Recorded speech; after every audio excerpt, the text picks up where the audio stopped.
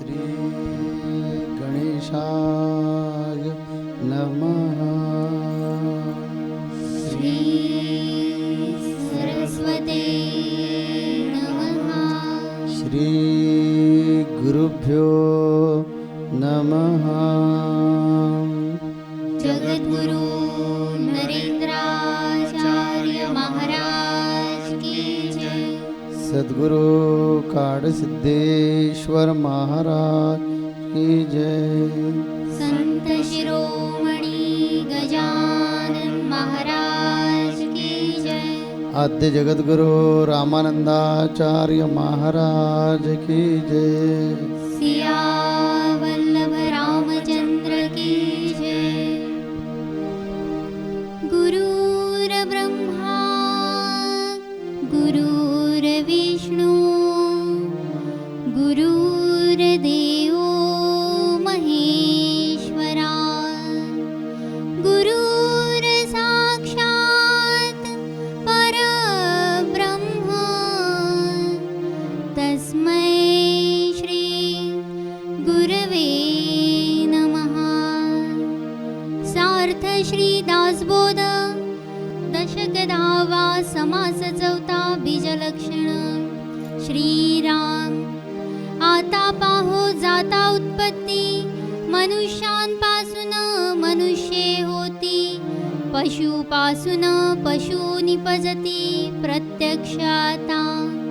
खेचरे आणि भूचरे, वनचरे आणि जलचरे, नाना प्रकारीची शरीरे शरीरांपासून होती।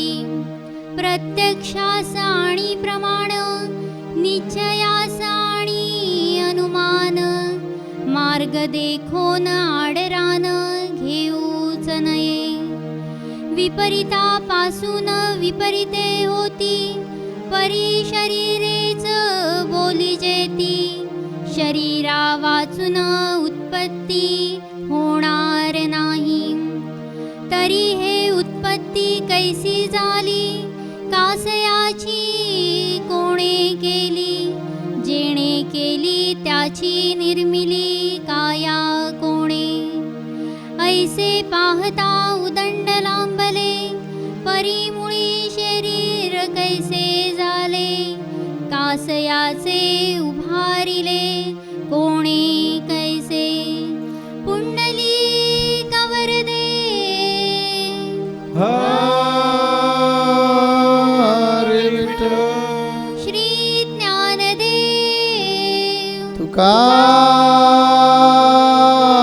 तुकाराम पंढरीनाथ महाराज की जय। जगद्गुरु नरेंद्राचार्य महाराज की जय। परम पूजनीय जगतगुरु श्री स्वामी नरेंद्राचार्य जी महाराज के पावन चरण कमलों में वंदन करते हुए यहाँ उपस्थित सभी श्रोताओं को मेरा सांप्रदायिक श्री गुरुदेव।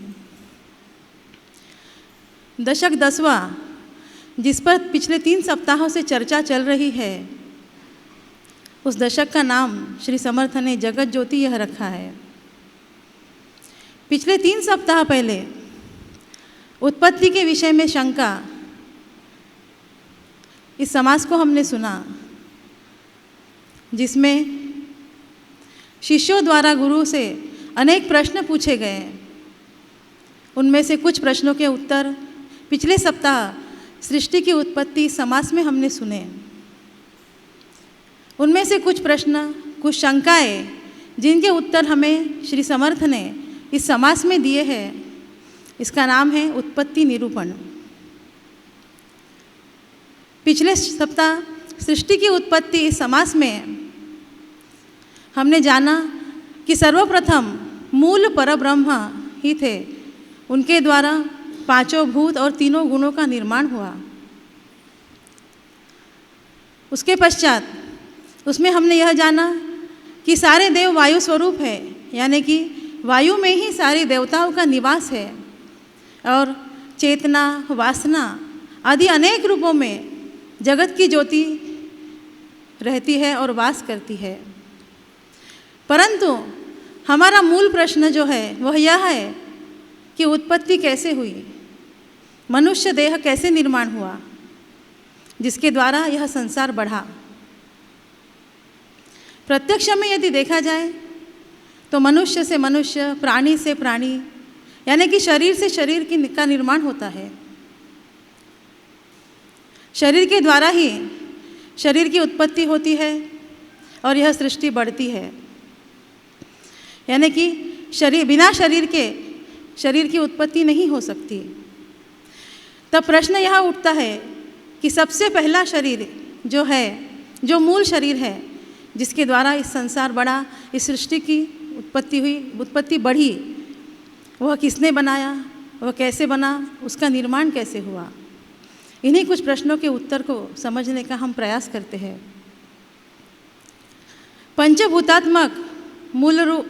पंचभूतात्मक वायु रूप मूल माया और त्रिगुण जब एक हुए वही अष्टधा प्रकृति कहलाई। इसके पश्चात इस सृष्टि को संतुलन बनाए रखने के लिए उत्पत्ति, स्थिति और लय की क्रिया को चलाने के लिए ब्रह्मा ने 3 शक्तियों का निर्माण किया, जिन्हें हम ब्रह्मा, विष्णु और महेश के नाम से जानते हैं। उनमें जो चेतना है वही ईश्वर है, ब्रह्म है। हमने कई बार सुना है ईश्वर निर्गुण है, निराकार है, निर्लेप है। उस ईश्वर में माया वायु के रूप में जो वास करती है, उसके द्वारा ही इस संसार में हम जानते हैं कि ब्रह्म कण कण में है, हर जीव में, इस सृष्टि में समाया हुआ है। इस माया में जो चेतना वास करती है उसे ही सर्वेश्वर कहते हैं, परब्रह्म कहते हैं। इस चेतना में जब त्रिगुण समाए तब ब्रह्मा, विष्णु और महेश का निर्माण हुआ। इनमें जो चेतना वास करती है ब्रह्मा, विष्णु, महेश में, वही ब्रह्म है, वही ईश्वर है।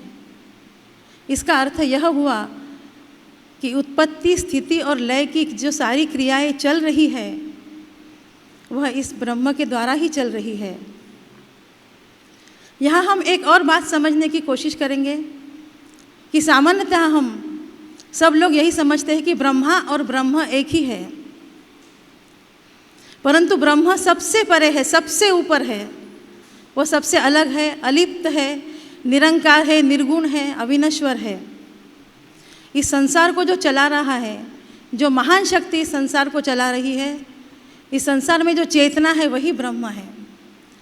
और ब्रह्मा, विष्णु, महेश जिन्हें ब्रह्म ने निर्माण किया है वह भी अष्टधा प्रकृति से ही निर्माण हुए हैं।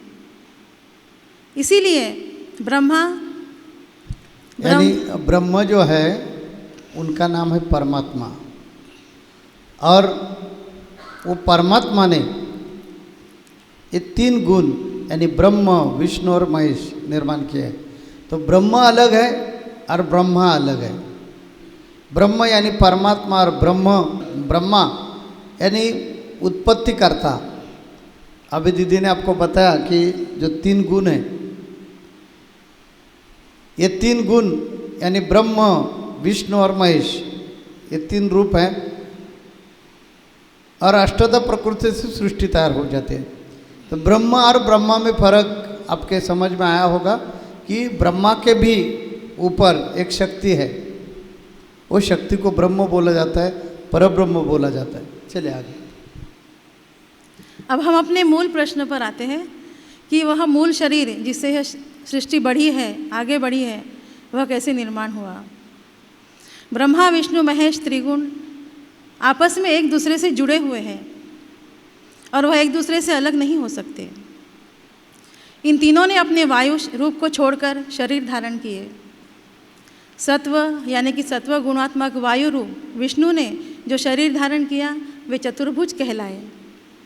उसके पश्चात विष्णु के नाभि कमल से ब्रह्मा जी का निर्माण हुआ।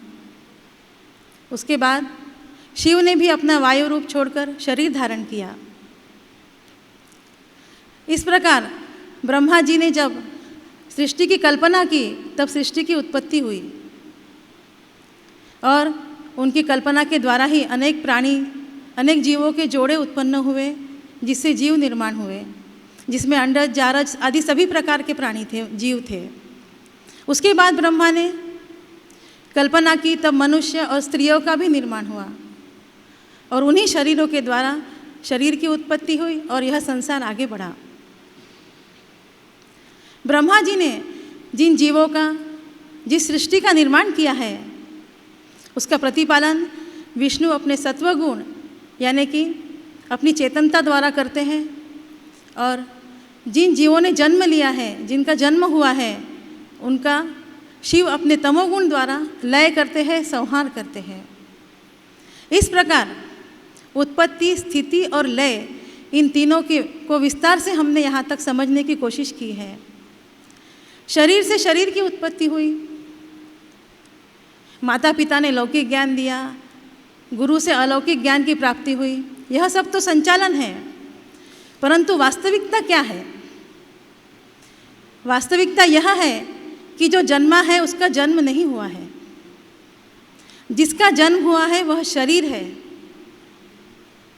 शरीर इस संसार में आता है, कुछ समय तक, कुछ सालों तक रहता है, जर्जर होकर नष्ट हो जाता है और फिर पंच तत्वों में ही विलीन हो जाता है।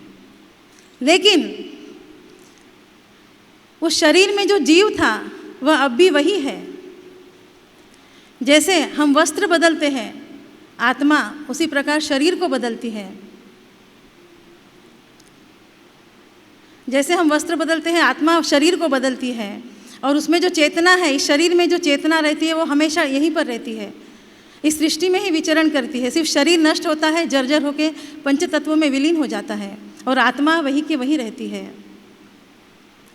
इस संसार में ईश्वर ने अनेक प्रकार की रचनाएं की है, सुंदर सुंदर रचनाएं की है, जिसमें मनुष्य पूरी तरह से उलझ चुका है। सृष्टि का इतना महान सौंदर्य, इतना असीम निसर्ग सौंदर्य जो है, जिसे हमें देखकर अनेक प्रकार के सुखों की, शांति की अनुभव होता है, महसूस होती है। तो ज़रा हम यह सोचें कि इस सृष्टि की रचना करने वाला, अगर इस सृष्टि इतनी सुंदर है तो इसकी रचना करने वाला जिसके दर्शन हम यदि करें तो जो परम सुख की प्राप्ति हमें होगी उसका कोई अंत नहीं है। जो शांति जो अनुभव करेंगे हम, जो सुख हम अनुभव करेंगे, महसूस करेंगे, वह परम सुख का कोई अंत नहीं है। ईश्वर ने इस संसार को इतनी सुंदरता से रचा है कि मनुष्य इसमें ही उलझ कर रह गया है। बालावस्था, युवावस्था, उसके पश्चात वृद्धावस्था और उसके पश्चात मृत्यु। यह एक चक्र है जो भ्रम है। इस चक्र को ही हमें तोड़ना है, इस चक्र को हमें भेदना है। इससे निकलकर हमें अपने आप को जानना है, स्वयं से स्वयं का परिचय करना है, अपने आप को दृष्टा बनाना है, और हमें यह समझना है कि सो हम आत्मा, अर्थात वो आत्मा मैं हूँ। और अपने आप को, अपने शरीर को क्रिया करते हुए हमें देखना है। तब हमें यह समझ में आएगा कि यह शरीर तो वही करता है जो मैं इससे करवाता हूँ, क्योंकि मैं आत्मा हूँ। परंतु इस बात को समझने के लिए हमें इस संसार से थोड़ा अलिप्त होना पड़ेगा, यानी कि इस संसार को छोड़ना नहीं है। प्रपंच को, संसार को करते हुए, अपने कर्तव्यों को निभाते हुए हमें सद्गुरु के शरण में जाना है।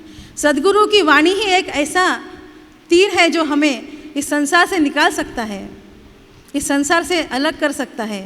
यानी कि हमें प्रपंच और परमार्थ दोनों को बराबर चलने के लिए हमें सीख दे सकते हैं, वो सद्गुरु ही है। जैसे हम आईना देखते हैं, अक्सर जब हम आईने में देखते हैं तो हमें हमारा चेहरा अस्त व्यस्त दिखता है, कभी हम बाल हमें अस्त व्यस्त दिखते हैं। जैसे ही आईना हमारे सामने आता है, हमारा हाथ तुरंत उसे संवारने के लिए उधर चला जाता है, तुरंत हमारे चेहरे पर पहुंच जाता है साफ करने के लिए।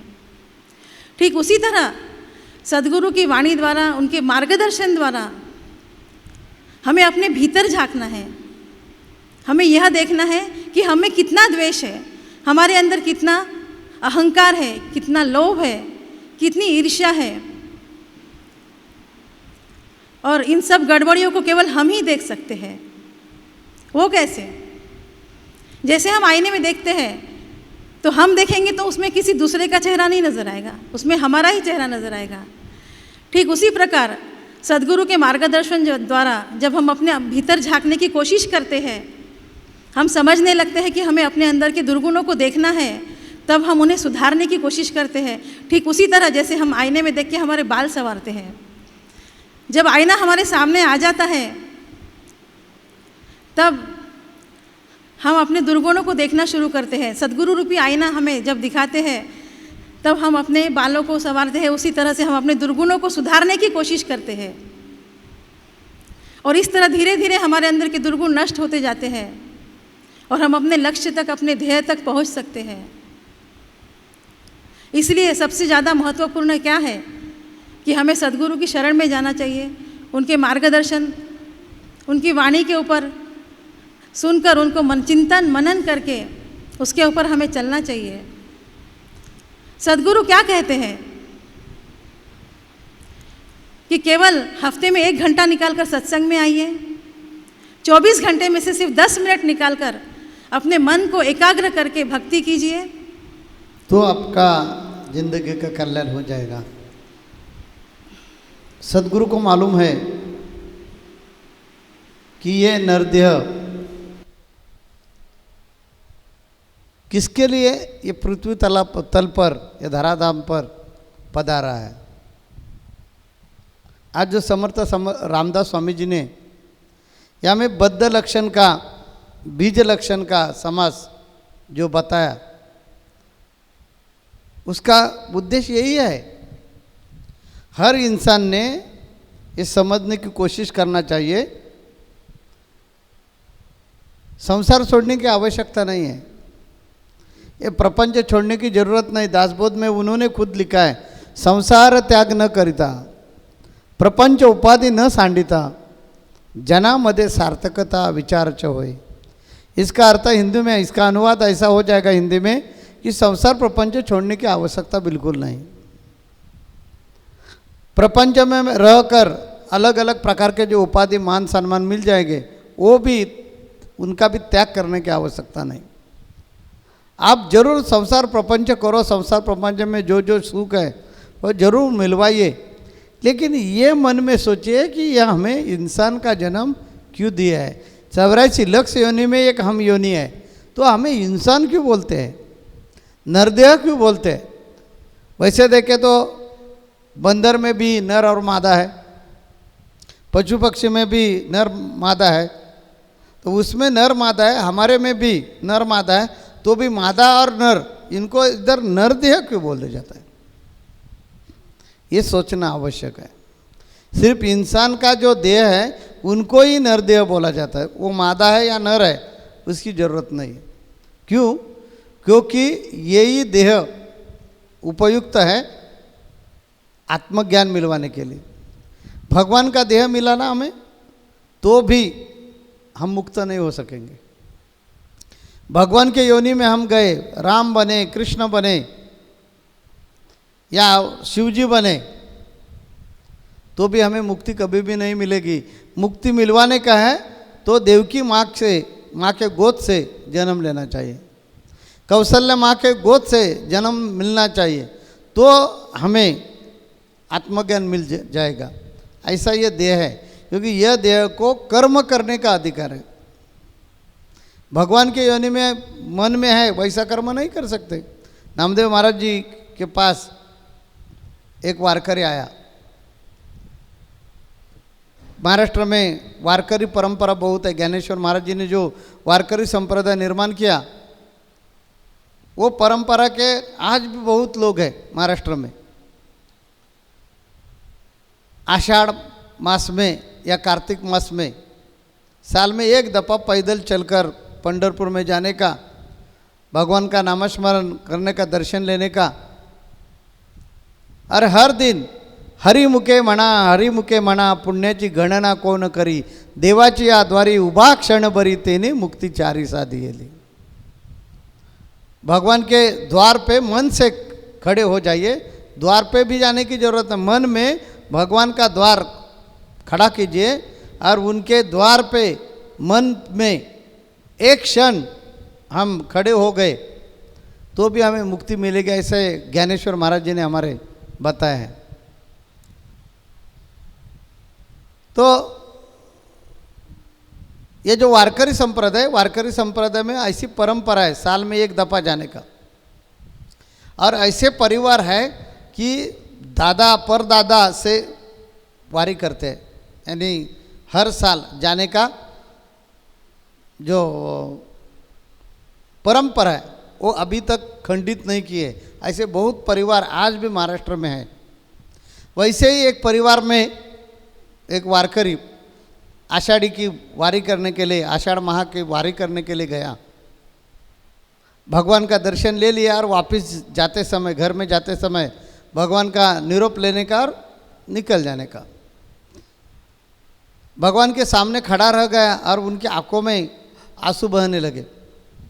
उनको दुख था कि अभी मेरी उम्र 50 साल हो गई है और हमें गोद में कुछ भी नहीं है, और हमारे परदादा से ये जो वारी की परंपरा है वो अभी खंडित होने वाली है। इस कारण भगवान के पास कुछ ना कुछ मांगेंगे कि एक संतान दे दो।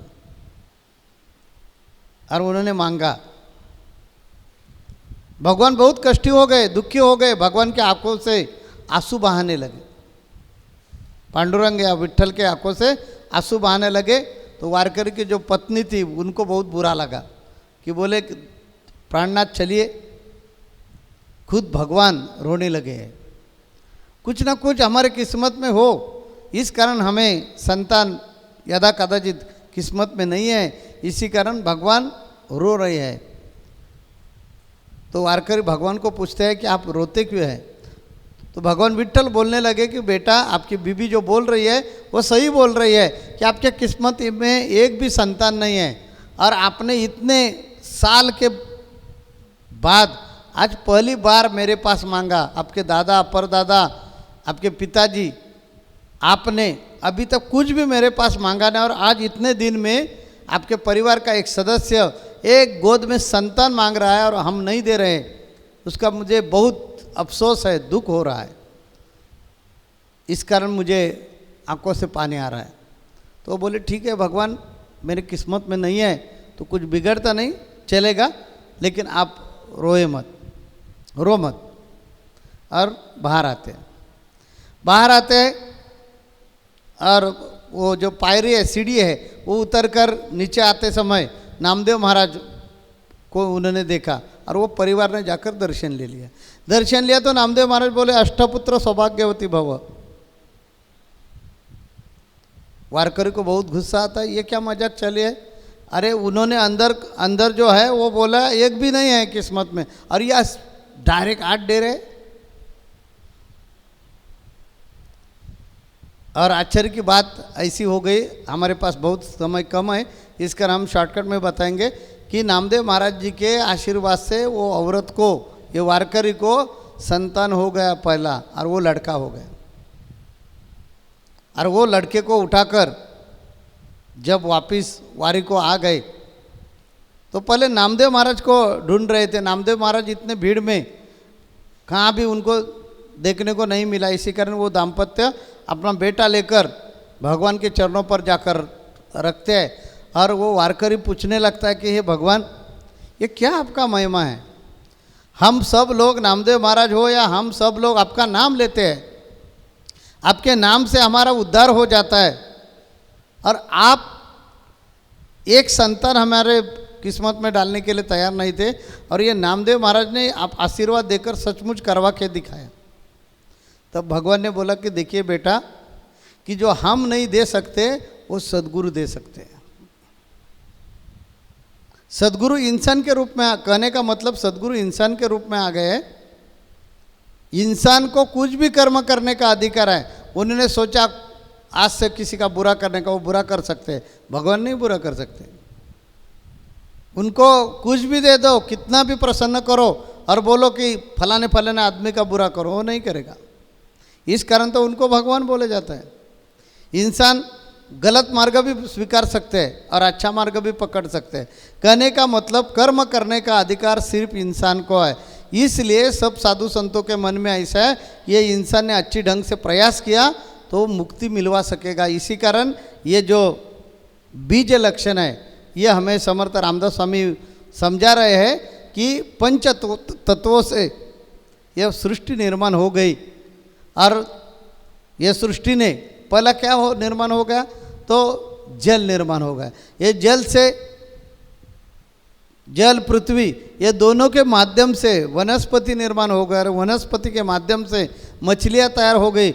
मछलियों के माध्यम से धीरे धीरे धीरे धीरे उत्क्रांति हो गई, क्रांति हो गई और हम इंसान बन गए। और हम इंसान इतने शक्तिशाली बन गए हैं कि भगवान जो चराचर में है वो हमारे में कैसा है ये जान सकता है, वो पहचान सकता है और पहचान कर खुद मुक्त हो सकता है। इसी कारण जैसी हमारी उत्पत्ति हो गई है वैसा हमारा लय भी होने वाला है। ये समर्थ रामदास स्वामी जी को अगले समास में बताने का है। इसी कारण ये बीज लक्षण समास समर्थ रामदास स्वामी ने बताया है। रामदास स्वामी का कहना ही ऐसा है कि जो जो निर्माण होता है उनका उनका लय होता है। इसी कारण हम सब लोग कोई ऐसे भ्रम में हो कि अरे अभी हम तैयार हो गए, प्रकट हो गए, अभी हमारा नाश नहीं होगा, तो ध्यान में रखिए ये बात हमारे हाथों में नहीं है। कभी हम जब पानी के ऊपर जो बुलबुला आता है वो कभी फट जाएगा, इसकी गारंटी नहीं। वैसे हम कभी यहाँ से उड़ जाएंगे, ये समझ में नहीं आएगा। इसीलिए जब हमें समझता है कि हम इंसान है, नरदेह है, और नरदेह में आकर हमारा फर्ज है कि जो चराचर में है वो हमारे में है, ये ढूंढना हमारा फर्ज है, हमारा कर्तव्य है। तब वो क्षण में इंसान ने प्रयास करना चाहिए कि आने की वाट कौन, ब्रह्मा का कपाट कौन, ये ढूंढना आवश्यक है। और ये ढूंढने का आप प्रयास करो। इसी कारण हम साधु संत अलग अलग माध्यम से, अलग अलग ढंग से, अलग अलग आपके सामने प्रश्न खड़ा करवा के उसके प्रश्न भी हम खड़े करते हैं और उसका जवाब भी हम लोग देते हैं। क्यों? क्योंकि आप आखिर हमारे संतान हैं, तो आपकी उन्नति होना चाहिए, आपकी प्रगति होना चाहिए, आपका विकास होना चाहिए। और आप जो उद्देश्य से भगवान ने हमें भेजा है वो उद्देश्य सफल करना चाहिए। इसी कारण ये सब हर आठवड़ा में जो सत्संग चल रहा है उसका उद्देश्य ये है। इसी कारण ये उद्देश्य समझ कर ले लीजिए और अपना भला करवा के ले लीजिए, कल्याण करवा के ले लीजिए। बाद में आपको पश्चाताप हुआ ना तो फायदा कुछ नहीं होगा। बाद में आपने सोचने का प्रयास किया कि नहीं हमें अभी मुक्ति मिलवाने का है, तब कुछ फायदा नहीं होगा। जब तक आपके हाथ पाँव आँख दृष्टि बुद्धि साबुत है, मजबूत है, तेजस्वी है, तरुण है, तब तक ही हमारी खुद की खोज हमने करना चाहिए और हमारे भलाई के लिए करना चाहिए। इसी कारण ये सब सत्संग है। तो हम अपेक्षा रखते हैं कि आप सुनने हैं, अगले सत्संग में भी आप जरूर आ जाएंगे। मेरा आशीर्वाद आपके साथ है। श्री गुरुदेव। जगत गुरु नरेंद्राचार्य महाराज की जय। सद्गुरु काड़ सिद्धेश्वर महाराज की जय। संत शिरोमणि गजानन महाराज की जय। आद्य जगत गुरु रामानंदाचार्य महाराज की जय। सियावल्लभ रामचंद्र की जय।